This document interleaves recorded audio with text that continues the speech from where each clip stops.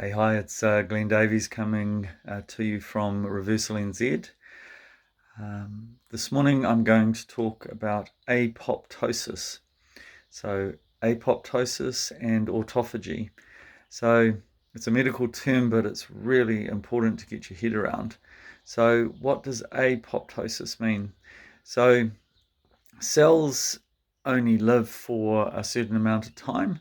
And when they've reached that time for programmed cell death, they're supposed to die, and then they're cleaned up, they're recycled, and that cell is replaced with a brand new healthy one.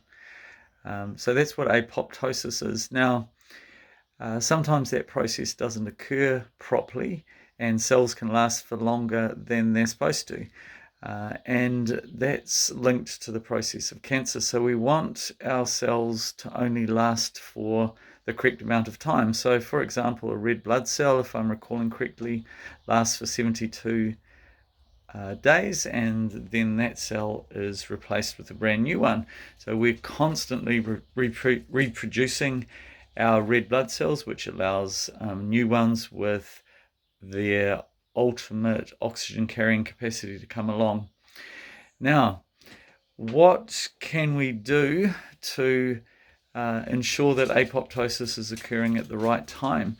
So, one thing that we can do is we can think about fasting. So, intermittent fasting or sometimes prolonged fasting.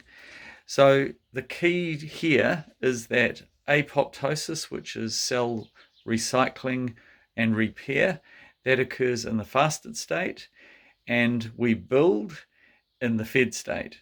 So if we're an embryo, a fetus, an infant, a teenager, a bodybuilder, then growing most of the time is a really good idea. But when you get older, so sort of around my age, you want to stop growing, because where we grow predominantly is in the places we don't want to grow. We're storing fat around our tummy and around our visceral organs. That's what we don't want to happen. So we want to increase the time where we are removing old cells. Our cancer risk increases as we get older, and we want to spend more time where our body can get rid of those cancer cells if they start to form. So apoptosis, that occurs in the fasted state. If we can prolong the period of time that we're fasting, that's great. So the first concept is intermittent fasting, where we delay our breakfast. It might be delaying it to brunch, or ideally delaying it till lunchtime. So breakfast means break fast.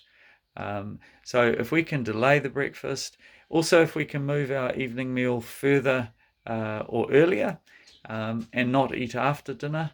So we might do, so Michael Mosley made the concept of what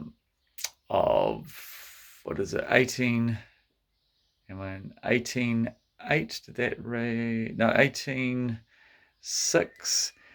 So the concept where you're only eating for 6 hours and then fasted for 18. I hope I've done that maths correctly. I think I have, or sometimes people move to eating once a day, which is called OMAD, one meal a day. So that's where fasting fits into this concept of apoptosis. But let's also think about fast mimicking diets. So a ketogenic diet is a fast mimicking diet, because it doesn't spike your insulin, and you're sort of tricking your body into thinking that you're still fasting without having to be hungry. So that's one of the beauties of a ketogenic diet. It is a fast mimicking diet, and your body will spend longer in apoptosis. So that's a little talk about apoptosis, the concept that we replace damaged cells in the fasted state. And if we can extend that period of time where we're not eating, or use a fast mimicking diet, we will almost certainly be reducing our cancer risk. And if you're somebody who has previously had cancer or currently has cancer, then this concept of fasting and fast mimicking diets is a really important thing for you to think about and consider as part of your regime. So, apoptosis. The other word, autophagy. Autophagy is replacing damaged cell organelles or damaged cell parts. So a similar concept to apoptosis, but it's just replacing a part of the cell. If you think of a vehicle, you might replace the tire. Just because your tires have worn out, you don't have to replace the whole vehicle. So that's apoptosis and autophagy.